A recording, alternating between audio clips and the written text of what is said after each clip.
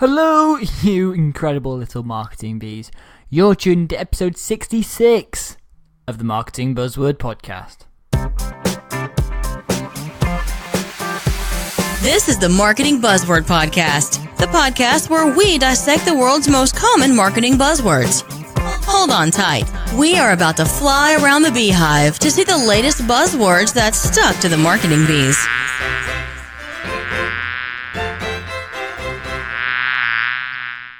Hello and welcome to the bite-sized section of the Marketing Buzzword Podcast and Project, aptly named Bitesize Buzzword.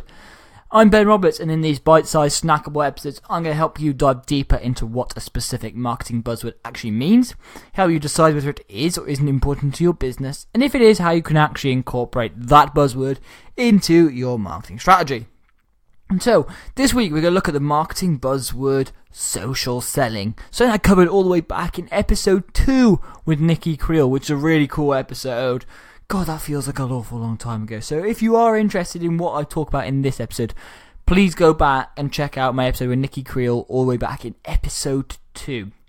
So in this episode, we're going to start off by looking at what is social selling, how not to sell on social, how to set up a social selling strategy, and actually look at how you actually measure the impact and the outcomes of social selling. So, let's start with what is social selling. Now, ultimately, social selling is about sort of leveraging your social network and your presence on social media in order to find potential prospects, build relationships with those prospects, and ultimately trust, and then sell to them. Effectively, social selling is, again, it's selling through social, but it is a different process to what traditional selling was. Now, it's basically for salespeople or even marketers or anyone within a business who is in charge of potentially generating leads and sales. It's about eliminating that old school way of cold calling and not being disruptive. And that's one of the key things about social selling. It's the lack of disruption. It's about adding value. I guess some of the people would use the term thumb stopping with inverted commas. But it's about building and maintaining relationships and building a network of people that like, know, trust, and then buy from you. I guess it's all adding that fourth step to like, know, trust.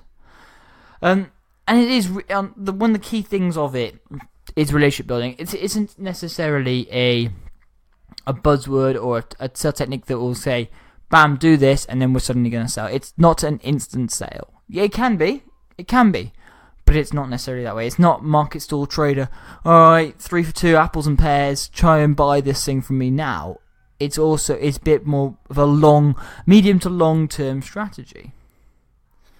And it's about being constant and consistent. It's about answering questions, being thoughtful, and helping people. And that is what the real difference about social selling is. And difference between, say, that and relationship marketing is actually it needs to have that closing sales element of it. Relationship marketing is potentially building so people could know, trust you, potentially refer you, become maybe hard and fast friends, but it's from a marketing angle. This comes slightly more from a sales perspective. So, how would you actually not sell on social? So let's start with the nots. I mean, usually I like to try and be the eternal optimist, but I think this one it's important to clarify what social selling is not. And it's not talking and shouting about you and your products, because quite frankly, no one gives a swear word. Well, I mean, people have sworn on this podcast already, but anyway. The idea is that people don't really care about you and your product. It's no different than anyone else. What they care about is actually people adding value. They care about focus, because people go on social for 2 reasons. They do go on there to buy and find prospects, but they also go on there to learn something and talk with interesting people who have different opinions and find out more.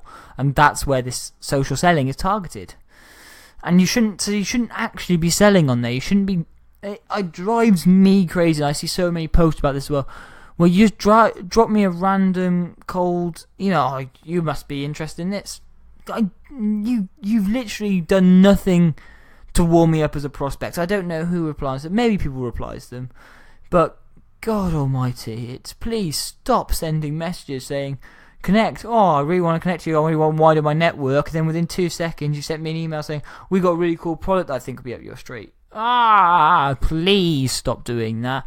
Maybe create some value in it, maybe help me understand what your company do, or what value you can provide before telling me about trying to shove your product down my throat.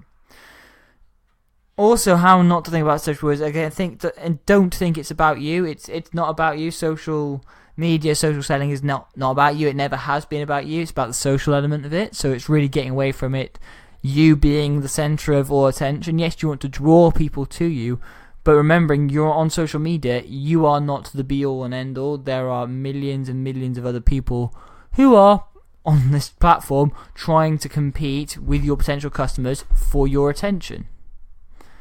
And also, the final thing I really want to get across is, don't be disruptive. I guess some people would use, again, be thumb-stopping with the inverted commas again.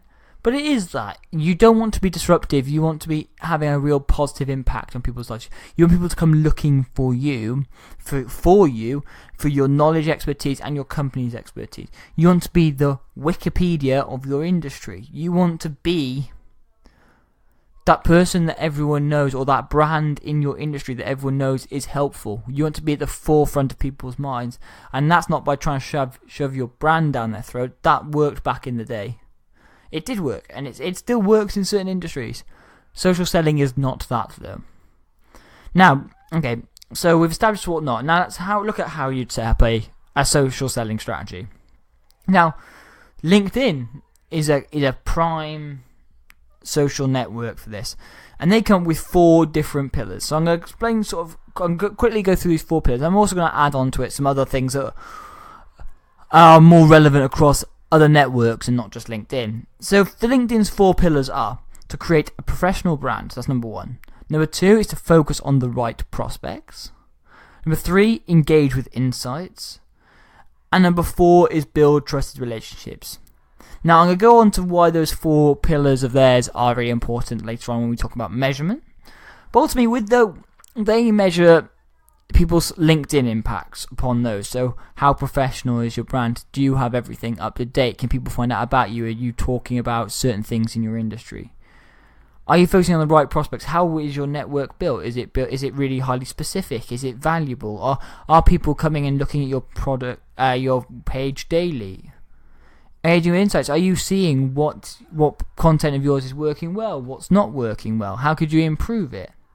And building trust relationships. How are you having conversations? Do people trust you? Are people coming to you for advice? Are you being engaging and answering questions? That's what those 4 pillars look at. And that's potentially focused on LinkedIn in what they call their social selling index, which I'll talk about in a little bit. But there are also other ways in which you can set up a social selling strategy. And ultimately, when you're looking at social selling or selling, just generally selling through social media, I want consistent and constant value from you. By that means it's consistent, as in regularly over time, and constant means every single time you're trying to add some sort of value. Just by you turning up all the time and trying to consistently, so again, once every month maybe add value. I want you to be constant. I want you to be, again, I've called John Spearing out on this so many things, but he's relentlessly helpful. I love that constant relentless attitude to being helpful, and that's a core part of his business works. Nicky Kriel talks about it again back in episode 2, talks about how being helpful is and being consistent. Plan your why and your what, and then also your how. Why are you doing this? What value do your customers want? Why should people engage with you? How are you going to do this? What mediums are you going to use? Are you going to use LinkedIn Pulse and write blogs now? Are you just going to use the news feed? Are you going to create videos? Are you going to create audiograms which are linked to your podcast? All these things. Are you going to share infographics? Are you just going to have conversations in groups still? Are you going to do this for your page or your personal brand? Again, I try and do it on both, but your personal brand is what's going to resonate with people, because people build that connection with people, not faceless brands. Think about your what and your why before you start going on to your how. listen. Absolutely listen. So all these things I'm thinking of. So if you think about put a mind map together, put social selling in there, is how are you going to listen? How are you going to plan these things? Write this all down in a mind map and go, okay, how am I going to put this together in a strategy? You need to listen, but not just listen, you need to understand. What that means is listening to your customers, or not even your customers, potential prospects, even people who aren't prospects but live and operate in your industry. What are they saying? What are their issues? What do they need help with? Understand that and create valuable content around that. Content that they want and need to listen to, because people are complaining about it in the industry. They're saying they want to know this stuff. Be that font of knowledge. Or at least provide, if you don't have that knowledge. I'm not saying with social selling, you don't necessarily have to be the font of knowledge for everything. But you can point people in directions of other people that are fonts of knowledge. You can be helpful by not actually spending time writing helpful content. You can be helpful in so many other ways. It depends on you and your business and your industry. And also, then the final point is in terms of setting up a social strategy, saying a point that you need to consider. It's engaging with as many people as possible. Could be everyone. It could be just your prospects, but you need to be engaging. That's not just liking.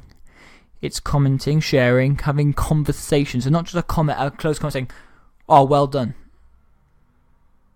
That's not engagement, really. It is engagement, but it's trying to hold a conversation, because if you comment on their post, people will see that you've liked it, and they'll see you as being someone who's really well connected in the industry, and you're sharing your opinion without having to post and be blasted like you're slamming your opinion in everyone's face.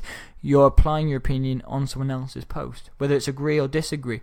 Start conversations, share opinions, because this stuff on LinkedIn, when you comment on someone's post, other people will see that post and then will see your comments on it. So it's not just a closed loop to that one person that wrote the post. More people will see you and your opinion and your profile as a result. Now, one of the key things to think about in social selling, because ultimately there are a couple of ways you need to measure it. Now, the most obvious one is obviously in sales volume. Now, I can't tell you how long that's exactly going to take. Different people, different industry, different types, how you want to do it. I've started making sales and has some incredible features from this podcast within a couple of months. Some people will take longer, some people will be quicker. Absolutely. There is no one size fits all, but ultimately you do need to look and make sure you are making sales through social. Are you having more conversations? If you are starting to have more conversations, you are on a positive road. And by conversations, I don't just mean about how's the weather, unless you're selling weather products and you work for the Met Office maybe. But are you having more relevant conversations around your industry? Are you engaging with your insights to find out if more people are looking at your profile? Have you got more connections? Use the insights. Are your messages resonating? Are you getting more views, more comments, more likes, more traction, more shares? Some of these things are all vanity, but they're not necessarily the be all and end all. But if you're looking at that and you're seeing all your engagements, your metrics going up, but you're not actually selling, maybe you need to adjust tact. Maybe you need to be a bit more actually engage, follow up with some of those people. Think about those sort of things. Now, I mentioned earlier as well something called the Social Selling Index, SSI, by LinkedIn. And it's basically scored on a scale of 0 to 100 points. So those 4 pillars I mentioned earlier, the creative professional brand, focusing on the right prospects, engaging with insights and building trusted relationships. Each of those are worth 25 points. And basically, they rate you out of 25 on what they think your profile is good at, and they give you a score out of 100, and they give you 2 results. And one is top in your industry, in terms of your SSI rank, and one is in top in your network.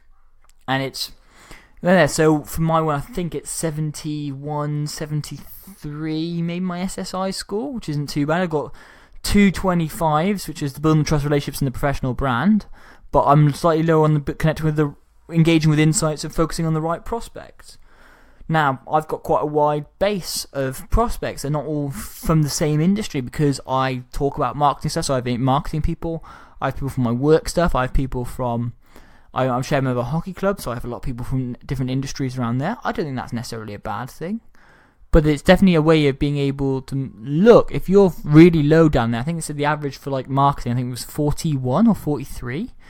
How can you improve those sort of things? These are just ways, tangible ways which you can measure maybe the impact of building up your profile, your brand, and ultimately converting that with the end goal of sales. So looking at the insights, the conversations, your SSI rank, and seeing how that actually translates into sales, really important.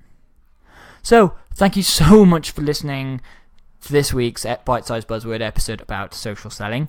I'll be back on Monday with another guest episode, which will be really cool. And please do leave a review on iTunes if you are enjoying this. Honestly, we did another absolutely amazing record month for downloads in October. I just absolutely can't believe it. I'm absolutely dumbfounded by the rate of growth with this podcast and project. And that's all thanks to you guys liking, commenting, sharing, and just being amazing people. So thank you so much. And if you are enjoying, please do subscribe as well. And I'll be back on Monday with a guest episode. Thank you. Goodbye.